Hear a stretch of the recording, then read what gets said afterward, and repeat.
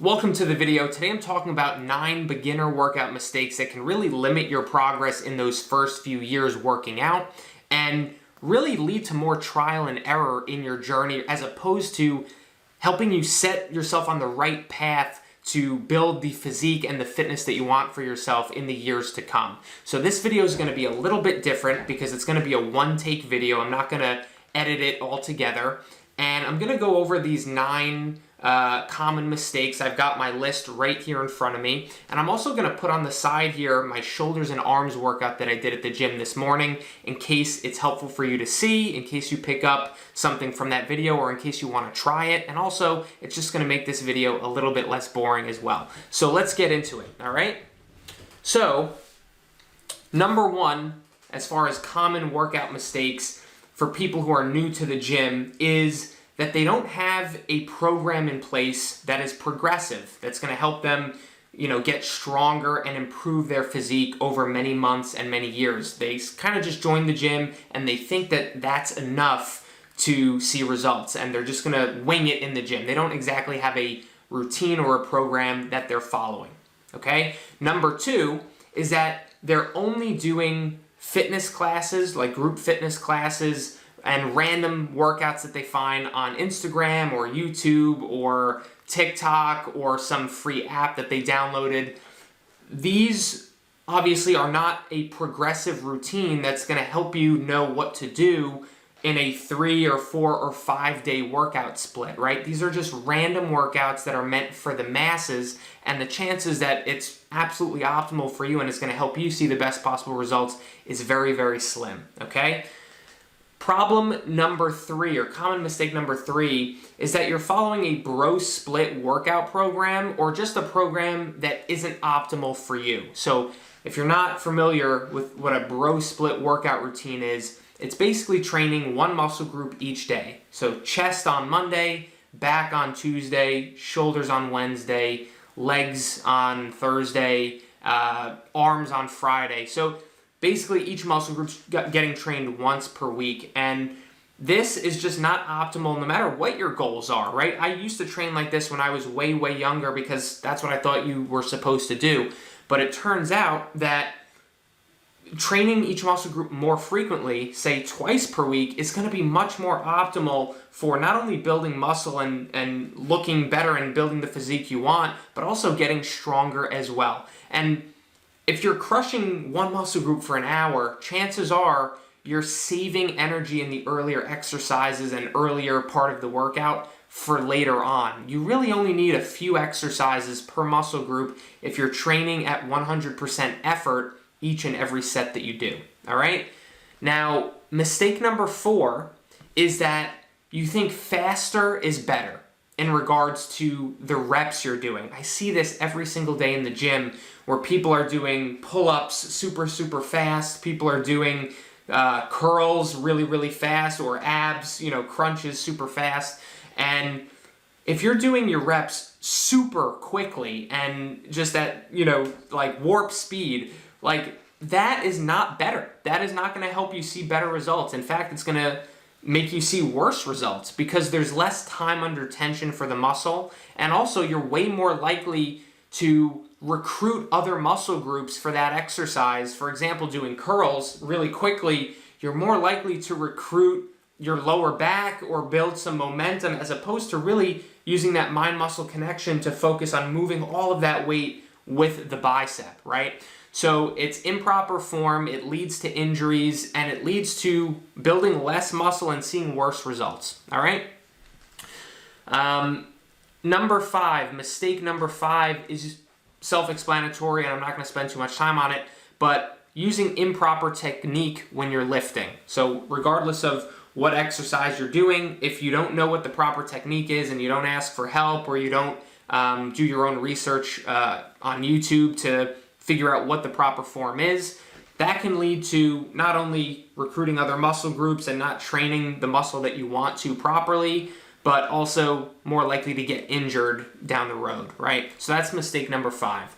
Mistake number 6 is not going through the full range of motion when you're doing your reps, okay? This is something, again, that I see all the time, and it's often paired with Mistake number 4, which is doing the reps super fast. Not going through the full range of motion would be like on a curl, doing your curl, coming down about halfway and then coming back up, right? Not fully extending your arm all the way down and letting the bicep fully expand and then contract fully like that. Or I see it on pull-ups a lot, where people are doing pull-ups and they only pull themselves up half the way, or they only let themselves down half the way, instead of being, fully extended with their arms and going through the full range of motion. This is going to really limit your ability to build more muscle, burn more calories even, and just see better results, right? You're way better off to do fewer reps and go through the full range of motion on each and every rep, as opposed to doing 100 reps and doing half reps the entire time, all right? Let's see, mistake number 7 is not training close enough to failure. Now, I would go out on a limb and say this is the most important one that the most people, the mistake that most people make, even more moderate and more advanced lifters make this mistake, is that they're not training close enough to failure. They're going through the motions and they know maybe what exercises to do, or maybe they have a program even that they're following, but they are not pushing themselves out of their comfort zone to the point where it's a really, really challenging, really, really hard set. Maybe they're stopping at 10 reps just because that's a nice round number, or they're stopping at 15 reps because that's a nice round number that they think they should be working towards. But in reality, most people at the gym, even if you're aiming for those 10 reps, if I said, here's $10,000, do 5 more, they would be able to, right? They're not only 1 or 2 reps away from failure, and that's what I recommend is to, you don't have to train until absolute failure, because that can be dangerous, and studies show that training till absolute failure, where literally the weight drops on you because you can't get the last rep up, and only 1 or 2 reps away from failure is very, very similar in the results you're going to see. But the problem is most people aren't even 1 or 2 reps away from absolute failure. They're more like 5 or 10 reps away from failure. So you want to really make sure that those last 3 or 4 reps are uncomfortable reps. And if it's not uncomfortable for you to do them, chances are it's too light, or you're not pushing yourself at the proper intensity. All right? So number 8 is skipping exercises that feel uncomfortable to you, or exercises that you don't like, skipping over them and replacing them with something else, okay? These are often the exercises that lead to making the most progress, because if we just did the exercises that were comfortable to us, we wouldn't grow as much. Like literally, like the definition of comfort, like we wouldn't grow out of our comfort zone. We wouldn't grow into a better and more improved physique if we just stuck with what we were comfortable with, right? So oftentimes if you're uncomfortable with an exercise, maybe you don't know what the proper form is, in which case you should do your research on YouTube or ask a personal trainer at your gym to walk you through that particular exercise. Or if you're just skipping it because you don't like it and it's hard, that is the exercise that's going to help you make more progress than possibly many of the other exercises that you're super comfortable with, okay? So I hope that makes sense, and we've got one more mistake here, which is not working with a coach from day one, or at least asking for help. Now, this is something that I genuinely regret doing when I started working out, say 10 or 11 years ago.